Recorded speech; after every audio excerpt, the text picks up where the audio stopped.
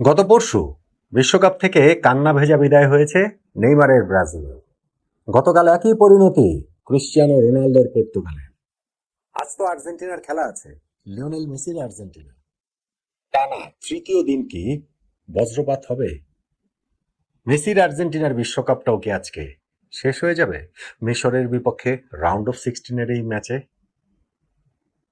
বাংলাদেশের এই বিশ্বকাপ ফুটবল ঘিরে যে উন্মাদনা, এই মাসখানেকের আমাদের যে পাগল করা ভালোবাসা, সেইটা তো মোটামুটি মোটা দাগে দুইটা দলকে কেন্দ্র করে, ব্রাজিল ও আর্জেন্টিনা।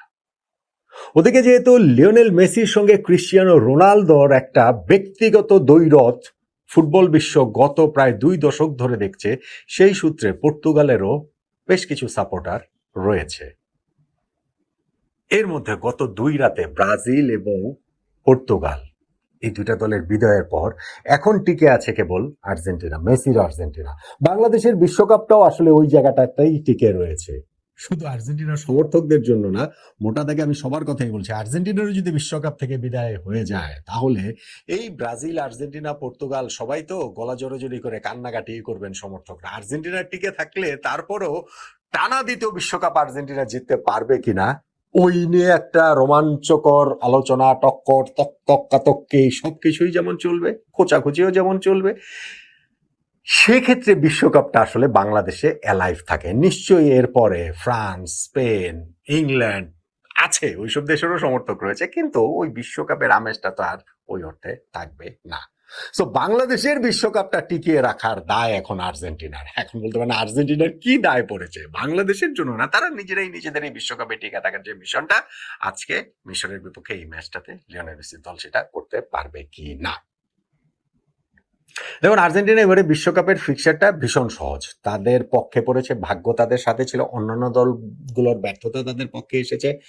কিন্তু সেই সহজ ফিক্সারটাতে মনে হচ্ছিল যে ঘুমিয়ে ঘুমিয়ে সেমিফাইনাল পর্যন্ত চলে যাবে। নকআউট পর্বের প্রথম ম্যাচটাতেই কিন্তু কাবো ভের্দের বিপক্ষে তারা রীতিমতো ভড়কে গিয়েছিল। আর্জেন্টিনাকে কিন্তু প্রবল চাপের মধ্যে ফেলে দিয়েছিল আফ্রিকার ছোট্ট ওই দেশটি। 90 মিনিটে তো আর্জেন্টিনা জিততেই পারেনি, এক্সট্রা টাইমে গিয়ে তাদেরকে জিতেছে। ফলে আজকে যখন আরো একটা আফ্রিকান দল মিশরের মুখোমুখি আর্জেন্টিনা হচ্ছে, তারা অন্তত পক্ষে ভাববে যে জয়টা অত সহজ হবে না। সহজ হবার কোনো কারণও নেই। আফ্রিকান দেশের বিপক্ষে আর্জেন্টিনার যে ওই রেকর্ডটা 1990 বিশ্বকাপের প্রথম ম্যাচ ডিফেন্ডিং চ্যাম্পিয়ন হিসেবে খেলতে নেমে ক্যামেরুনের কাছে হেরে গিয়েছিল, এইটাই নিয়ে তো চর্চা হয় বেশি। কিন্তু এরপরে বিশ্বকাপে যে 8বার আফ্রিকান দেশের মুখোমুখি আর্জেন্টিনা হচ্ছে, প্রতিবার কিন্তু জিতেছে। এই বিশ্বকাপে প্রতিবার মুখোমুখি হচ্ছে, আলজেরিয়ার বিপক্ষে জিতেছে, কাবো ভের্দের বিপক্ষে জিতেছে। ফলে মিশরের বিপক্ষে তো আর্জেন্টিনা জিতবে, এটাই প্রত্যাশিত। এবং এই ম্যাচটার সাব প্লটে রয়েছে লিওনেল মেসি ভার্সেস মো সালাহ, একজন ফুটবল জাদুকর, আরেকজন ফারাও কিং। লিওনেল মেসি এই বিশ্বকাপটা তো নিজের করে নিয়েছেন, একের পর এক রেকর্ড করে, আর্জেন্টিনাকেও একের পর এক ম্যাচ জিতে। ওয়ার্ল্ড কাপে যে 4টা ম্যাচ হয়েছে টানা সবগুলোতেই তিনি গোল করেছেন, গত ওয়ার্ল্ড কাপের শেষ 4টা ম্যাচে তিনি গোল করেছেন। বিশ্বকাপে টানা 8 ম্যাচে গোল করা প্রথম ফুটবলার তিনি, রেকর্ড করেছেন। এবং এই বিশ্বকাপে যদি আজকে মিশরের বিপক্ষে গোল করতে পারেন, তাহলে প্রথম 5 ম্যাচে ওয়ার্ল্ড কাপে গোল করার রেকর্ডে তিনি 1958 বিশ্বকাপে ফ্রান্সের জাফতে, 1970 বিশ্বকাপে ব্রাজিলের জার্জিনহো ও পশ্চিম জার্মানির গেট মুলার, 2002 বিশ্বকাপে ব্রাজিলের রোনালদিনহো এবং 2014 বিশ্বকাপে কলম্বিয়ার হামেস রদ্রিগেজের পাশে বসবেন। এখন মেসির বিপক্ষে আজকে কি বাজি লাগার কোনো উপায় আছে? আমার তো মনে উপায় নাই, বরং তার নিজের পার্সোনাল জায়গা থেকেও আরেকটু অনুপ্রাণিত হওয়ার সুযোগ রয়েছে। এইসব রেকর্ডটা করতে ধরেন ইতিহাসের পাতা টেনে ধরা, কিন্তু আপনি ভিজিবল যেটা, সেটা হচ্ছে গোল্ডেন বুটের যে লড়াইটা, সেইখানে Lionel Messi, Kylian Mbappe, Erling Haaland প্রত্যেকেরই এখন 7 গোল করে। সো মেসি এখানে এগিয়ে যেতে চাইবেন না। আবার এইখানে ব্যক্তিগত হিসাব নিকাশগুলোর কথা বলা হচ্ছে যে দলীয় সাফল্যটাই চূড়ান্ত কথা, ওই দিকেই সব লক্ষ্য থাকে। কিন্তু এই ব্যক্তিগত সাফল্যগুলো আসলে মেসি গোল করলে নিশ্চয়ই সেটা আর্জেন্টিনার জয়েই হেল্প করবে, এটা তো আর নিশ্চয়ই আর্জেন্টিনার পরাজয়ে হেল্প করবে না। ফলে মেসির আজকের এই ম্যাচটাতে ওই রকম ভাবে জ্বলে ওঠার সেই প্রত্যাশাটা করা যায়। মো সালাহ অন দ্য আদার হ্যান্ড, তিনি হচ্ছে গিয়ে শারীরিকভাবে এখন যে খুব ভালো অবস্থায় আছেন তা না। গত ম্যাচটাতেও তিনি স্ট্রাগল করেছেন, আজকের ম্যাচেও তিনি কতটা খেলতে পারেন, কতটা কি করতে পারেন, বাট স্টিল এখনো তো ম্যাজিক ক্রিয়েট করতে পারেন, এখনো তো সেই সামর্থ্যের জায়গাটা তার রয়েছে। এবং মিশরের যে এইবারে সাফল্য বিশ্বকাপ ফুটবল, এইটাই তাদের সর্বকালের সবচেয়ে বেশি সাফল্য। নিশ্চয়ই আর্জেন্টিনার বিপক্ষে তারা একটা হিউজ আপসেট ঘটানোর প্লটটাই করছে, যদিও আমি ঠিক নিশ্চিত না যে এই মিশরের আসলে সেই সামর্থ্যের জায়গাটা রয়েছে কিনা।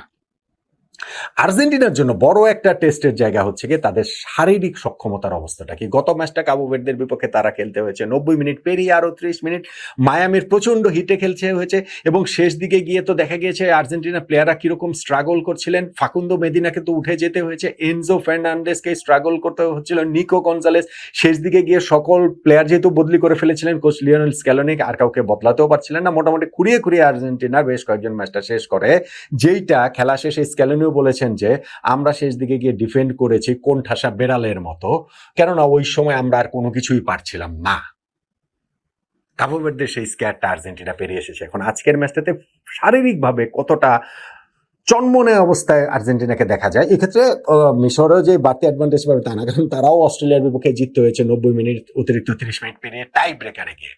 কিন্তু আর্জেন্টিনার এখানটাতে আজকের ম্যাচটাতে ধরেন Facundo Medina, Nico Gonzalez, Nahuel Molina, Enzo Fernandes, তারা আসলে ফার্স্ট 11-এ থাকবেন কিনা এবং থাকলে আসলে তাদের শরীর কিভাবে রিয়াক্ট করে সেটা একটা দেখার বিষয় হবে।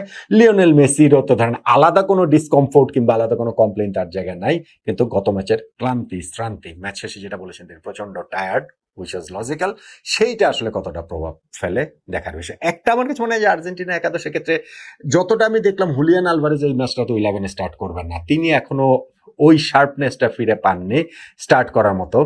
এইটা আর্জেন্টিনার জন্য আসলে একটা কনসার্ন হয়ে যাবে। এই ম্যাচে হয়তো কনসার্ন হবে না, কিন্তু গোয়িং ফরওয়ার্ড আর্জেন্টিনাকে এই বিশ্বকাপ জিততে হলে হুলিয়ান আলভারেজকে তার জায়গাতে, তার অপটিমাম লেভেলের ওই জায়গাটাতে আসতে হবে। কেন লাউতারো শুধু গোল করার ক্ষেত্রে ব্যর্থতার কথা আমি বলবো না, ওভারঅল আর্জেন্টিনার খেলা, আর্জেন্টিনা খেলার প্যাটার্ন তৈরি করা এবং তাদের ওই অ্যাটাকিং থার্ডে আর্জেন্টিনার যে কার্যকারিতা, সেই জন্য এই হুলিয়ান আলভারেজের ফার্স্ট 11-এ থাকাটা বা থাকার মতো অবস্থায় আসাটা আসলে ভীষণ ভীষণ ভীষণ রকমেরই জরুরি। তো আজকে মিশরের বিপক্ষে এই ম্যাচটাতে আর্জেন্টিনা বাংলাদেশ সময়ে যে বজ্রপাত হবে, ব্রাজিলের বিদায় হয়ে গিয়েছে, পর্তুগালের বিদায় হয়ে গেছে, আজকে আর্জেন্টিনারও বিদায় হয়ে যাবে, আমার কাছে আসলে সেটা মনে হচ্ছে না। আমার কাছে বরং মনে হচ্ছে যে এই জায়গাটাতে আর্জেন্টিনা আজকে মিশরের বিপক্ষে জিতবে, এবং গত ম্যাচে কাবো ভের্দের বিপক্ষে তাদের যতটা ঘাম ঝরিয়ে জিততে হয়েছে, আমার মনে হয় আর্জেন্টিনার আজকের জয়টা সেই তুলনায় সহজই হবে। কেননা তুলনামূলক সহজ, মানে আমি বলছি যে আপনি কাবো ভের্দের সঙ্গে যেমন একটা প্রবল অনুপ্রেরণা ছিল, ওয়ার্ল্ড কাপ প্রথমবার খেলতে আসা, নকআউট পর্বে ওঠা, বিশ্ব চ্যাম্পিয়নদের মুখোমুখি হওয়া, মিশরেরও সেটা আছে, কিন্তু আফ্রিকান এই দেশটির আসলে ঠিক সামর্থ্যের জায়গাটায় কতটা কি করতে পারে, আর্জেন্টিনা পরপর 2 ম্যাচে কি ওরকম খারাপ খেলবে নাকি, সেইটাও আমার কাছে মনে হয় না। যেই কারণে আজকে আমি আর্জেন্টিনার একটা সহজ জয় এক্সপেক্ট করছি। দেখেন, ব্রাজিল এবং পর্তুগাল যে পরপর 2 রাতে হেরে বিদায় নিল, ব্রাজিলের কাছে তো আমি এক্সপেক্ট করেছিলাম বা অনেকে এক্সপেক্ট করেছিলেন যে নরওয়ের সঙ্গে ব্রাজিল জিতবে। পর্তুগালেরটা যেমন আমার প্রেডিকশন ছিল যে পর্তুগাল পারবে না স্পেনের সঙ্গে, ফাইনালে গিয়ে তারা আসলে পারেনি। কিন্তু আর্জেন্টিনা আজকে এই পরপর 3 রাতে বাংলাদেশে বজ্রপাত হয়ে বাংলাদেশের বিশ্বকাপটা একেবারে মানে ভাঙা হাটের মতো একেবারে মানে ওই মধ্য ওই রকম আসলে কোনো কিছু হবে না। নিশ্চিতভাবে আজকে আর্জেন্টিনা বাংলাদেশের এই বিশ্বকাপটা টিকিয়ে রাখার জন্য আর কি সমর্থকদের মধ্যে, প্রতিপক্ষ সমর্থকদের কোচাকুচি টোচাকুচির জন্য আর সবকিছু মিলিয়ে আর্জেন্টিনা আসলে টু গুড আমার কাছে মনে হয়। মিশরের বিপক্ষে এই ম্যাচটা আর্জেন্টিনা জিতবে, এবং ফুটবল জাদুকরের সঙ্গে এই ফারাও কিং এর যে লড়াই, সেইখানটাতেও মোসালার বিপক্ষে লিওনেল মেসি জিতবেন। আপনার মতামতটা কি জানাতে পারেন।